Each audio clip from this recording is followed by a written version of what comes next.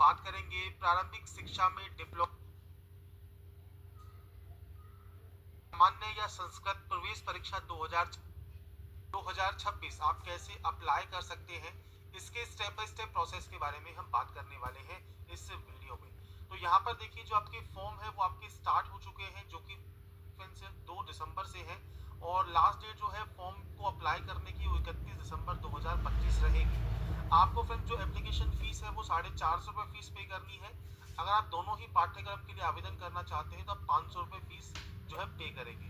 इसके लिए official link आपको यहाँ पर देखने को मिल जाता है। साथ में अप्लाई करने से पहले इसका जो डिटेल नोटिफिकेशन है वो आप ध्यान से जरूर पढ़ लें। साथ में जो भी मिनिमम क्वालिफिकेशन रिक्वायरमेंट है और साथ में जो है वो सब आपको जानकारी यहाँ पर देखने को मिल जाती है।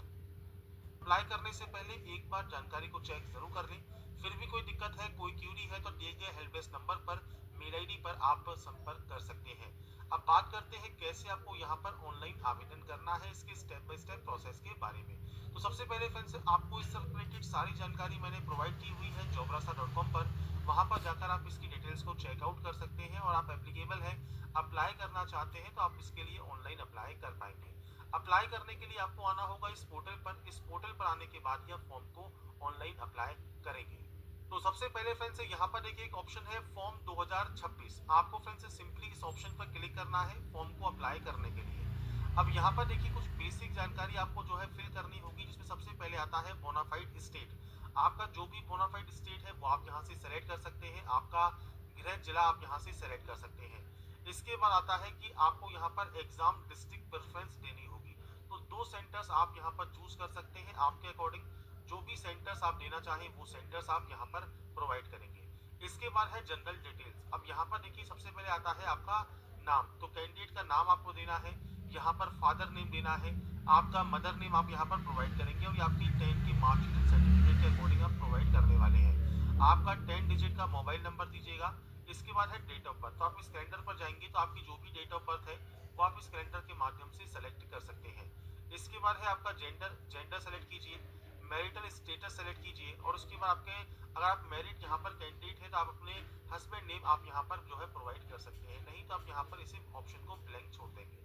इसके बाद आता है next option category of candidate का। तो सबसे पहले है फ्रेंड्स यहाँ पर आपकी कैटेगरी जनरल है तो जनरल सेलेक्ट कीजिए, ईडब्ल्यूएस है तो ईडब्ल्यूएस सेलेक्ट कीजिए, ओबीसी है, एमबीसी है, एससी है, एसटी है, वो आपको सेलेक्ट करना होगा। मैं आपको यहाँ पर रिजर्व कैटेगरी शो करता हूँ। तो सबसे पहले यहाँ पर देखिए आपसे पूछता है कि आपका यहाँ पर देखिए जो ऑप्शन है अगर ये आपका आता है तो ठीक है, नहीं तो नॉट एप्लीकेबल आपका रहेगा। इसमें फ्रेंड्स में आप चेक भी कर लेते हैं कि कोई और ऑप्शन आता है या नहीं आता है। तो यहाँ पर देखिए अभी कोई ऑप्शन यहाँ पर नहीं आ रहा है किसी भी कैटेगरी में, तो आपको ये चूज करने की जरूरत नहीं होगी, सिंपली नॉट एप्लीकेबल ही आपको यहाँ पर रहने देना है। माइनॉरिटी कम्युनिटी से आप बिलोंग करते हैं तो आप यहाँ पर उस कंडीशन में सेलेक्ट कर सकते हैं कि आप माइनॉरिटी कम्युनिटी से आते हैं। नहीं आते हैं तो सिंपली यहाँ पर नो कर दीजिए, ये ऑटोमेटिक नॉट एप्लीकेबल हो जाएगा। इसके बाद है पीएच कैटेगरी। अगर आप पीएच कैटेगरी से बिलोंग करते हैं तो टाइप ऑफ डिसेबिलिटी क्या है वो आपको सेलेक्ट करना होगा। अगर आप अदर सेलेक्ट करते हैं तो आप अदर भी सेलेक्ट कर सकते हैं। इसके बाद फ्रेंड्स यहाँ पर देखिए नहीं है तो आप सिंपली नो कर दीजिएगा। इसके बाद डिवोर्सी वुमन, विडो या सेपरेटेड है तो आप यहाँ पर जानकारी प्रोवाइड कर सकते हैं। डिफेंस जो है आपका पर्सनल वार्ड है, डिफेंस पर्सनल वार्ड है तो आप यस कर सकते हैं, नहीं है तो आप यहाँ पर नो करेंगे। ऐसे ही एक्स सर्विस मैन है तो आप यस कर सकते हैं, नहीं है तो आप यहाँ पर नो करेंगे, कोई फर्दर ऑप्शन ओपन नहीं होता। अगर आप गवर्नमेंट एम्प्लॉई है तो आप यहाँ पर यस कर सकते हैं, नहीं तो आप नो करेंगे। एम्प्लॉयमेंट स्टेटस क्या है, गवर्नमेंट है, प्राइवेट है, एडेड है या अनएम्प्लॉयड है, वो आप यहाँ पर सेलेक्ट कर सकते हैं। अगर आप कोई भी वर्क नहीं करते हैं तो आप अनएम्प्लॉयड सेलेक्ट यहाँ पर कर लेंगे। इसके बाद आता है आपका एड्रेस। अब यहाँ पर देखिए जो भी जानकारी अभी तक हमने फिल की है ये सिर्फ आपका यहाँ पर जो है आपकी पर्सनल जानकारी है जो आप अपने अकॉर्डिंग यहाँ पर एंटर करेंगे। इसके बाद आता है परमानेंट, जहाँ के आपके डॉक्यूमेंट्स है, तो पूरा एड्रेस आपको यहाँ पर देना है। इसके बाद आपका ब्लॉक तहसील कौन सी है, पोस्ट ऑफिस कौन सा है, आपका पिन कोड क्या है, इसके बाद आपका स्टेट कौन सा है, डिस्ट्रिक्ट कौन सा है, ये बेसिक जानकारी आपको यहाँ पर प्रोवाइड करनी है। आपका तहसील कौन सा है वो आप यहाँ पर दे सकते हैं। आपकी मेल आईडी क्या है, अल्टरनेटिव मोबाइल नंबर आप दे सकते हैं। आपके 12 डिजिट का आधार कार्ड नंबर आप यहाँ पर प्रोवाइड करेंगे और जो एग्जाम है वो किस लैंग्वेज में आप लेना चाहते हैं वो आपको सेलेक्ट करना होगा। तो ये है आपका यहाँ पर परमानेंट एड्रेस। नीचे आता है कॉरेस्पॉन्डेंस, मतलब आपका वर्तमान पता। तो अगर ये सेम है तो आप सेम पर क्लिक कर सकते हैं, यहाँ पर ये ऑटोमेटिक देखिए कॉपी हो जाएगा। अगर ये अलग अलग है तो आप अलग अलग एंट्री भी कर सकते हैं। तो ये आपके ऊपर डिपेंड करता है आपका क्राइटेरिया अलग अलग है। इसके बाद है क्वालिफिकेशन। क्वालिफिकेशन में देखिए आपको ऑप्शन मिलते हैं, 12th है या आपने 12th की है संस्कृत के साथ, या आपने वरिष्ठ उपाध्याय यहाँ पर जो है क्वालिफिकेशन की हुई है। तो अपने अकॉर्डिंग ऑप्शंस को आप सेलेक्ट कर सकते हैं। जैसे मान लीजिए 12th जो आपने इक्विवेलेंट यहाँ पर सेलेक्ट कर लिया, तो यहाँ पर देखिए अप्लाइंग फॉर एएलपी भाषा, तो आप यहाँ पर अल्प भाषा के लिए अप्लाई कर रहे हैं तो आप यहाँ पर यस कर सकते हैं। अल्प भाषा आपको यहाँ पर सेलेक्ट करनी होगी। अल्प भाषा के लिए अप्लाई नहीं कर रहे हैं तो आप सिंपली यहाँ पर नो कर देंगे। इसके बाद फ्रेंड्स नीचे आता है जनरल ऑप्शन। तो आपसे कहा गया है जिस आवेदक ने कक्षा 12 में संस्कृत विषय पढ़ा है अथवा वरिष्ठ उपाध्याय की योग्यता अर्जित की है, वो ही दोनों के लिए आवेदन कर पाएगा। अब अगर मान लीजिए आप केवल 12th पास आउट है, आपने संस्कृत एज सब्जेक्ट नहीं पढ़ा है, तो आपको यहाँ पर diploma in elementary education general ही सिलेक्ट करेंगे। अगर आपने संस्कृत से यहाँ पर किया हुआ है तो ये ऑप्शन आपका डिसेबल हो जाएगा। और यहाँ पर देखिए ऑप्शन है संस्कृत का भी ओपन हो जाएगा। आप केवल संस्कृत के लिए भी आवेदन करना चाहते हैं तो इसके लिए कर सकते हैं, और मान लीजिए दोनों के लिए करना चाहें तो आप बोथ को भी सेलेक्ट कर सकते हैं। तो ये ऑप्शन तब आएगा अगर आपने 12th में संस्कृत किया है या आपने फ्रेंड्स यहाँ पर वरिष्ठ उपाध्याय किया है। तो नहीं है, आपने मान लीजिए नॉर्मल 12th किया है किसी और लैंग्वेज में, मतलब आपने संस्कृत के अलावा किया हुआ है, तो उस कंडीशन में केवल आप जनरल से अप्लाई कर पाएंगे। इसके बाद फ्रेंड्स नीचे आता है आपका यहाँ पर एकेडमिक डिटेल्स। तो सबसे पहले है सेकेंडरी। तो यहाँ पर आपके बोर्ड के नेम की देखिए लिस्ट मिल जाती है, बोर्ड का नाम आप सेलेक्ट कीजिएगा। यहाँ पर आपको ईयर ऑफ पासिंग देना है, मतलब आपने इसको कब पास किया है वो जानकारी देंगे। यहाँ पर आपको देना है आपका मैक्सिमम मार्क्स, और यहाँ पर देने हैं आपको आपके ऑब्टेन मार्क्स।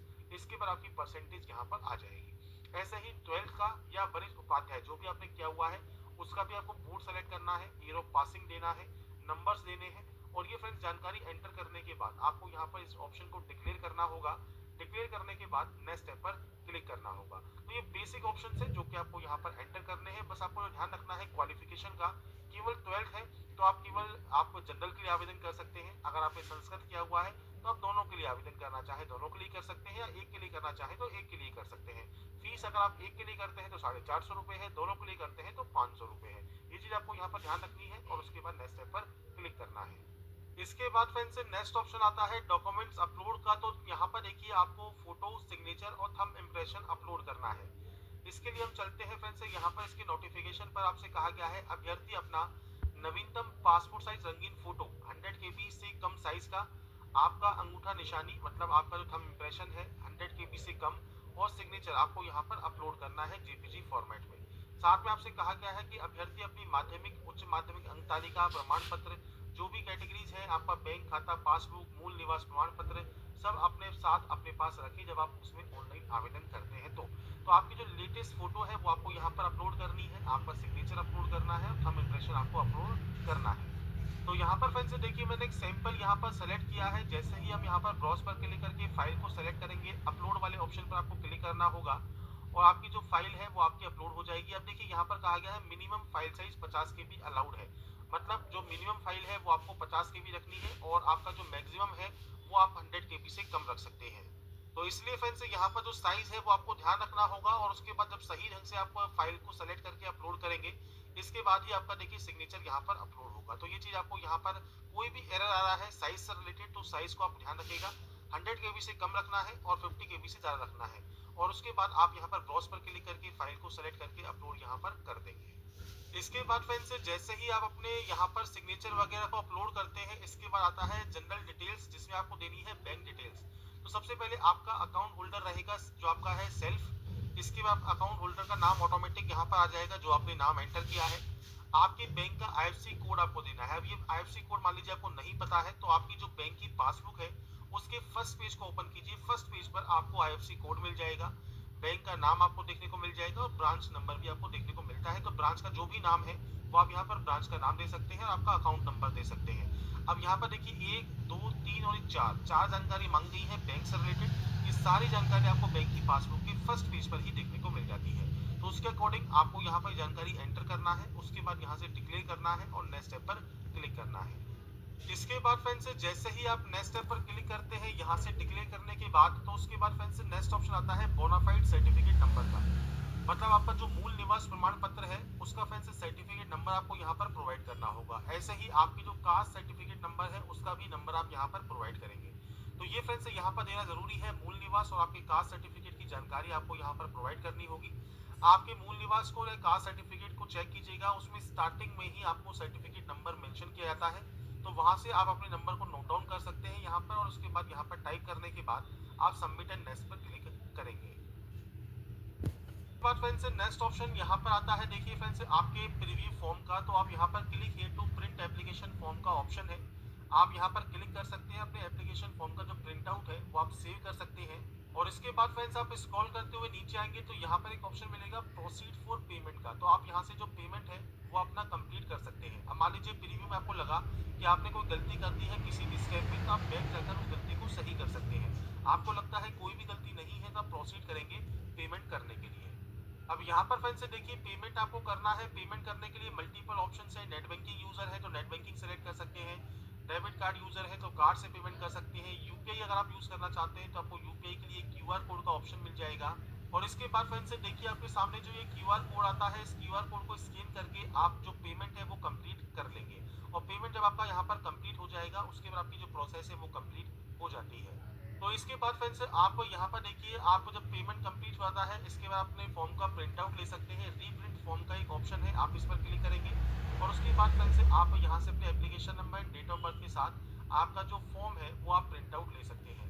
अगर मान लीजिए आपका पेमेंट आपको स्टेटस चेक करना है तो पेमेंट स्टेटस का ऑप्शन है, आप इस पर क्लिक करेंगे, application number date of birth और मदर नेम डालकर आप प्रोसीड करेंगे। अपने एप्लीकेशन स्टेटस का पेमेंट स्टेटस आप यहाँ पर चेक कर सकते हैं।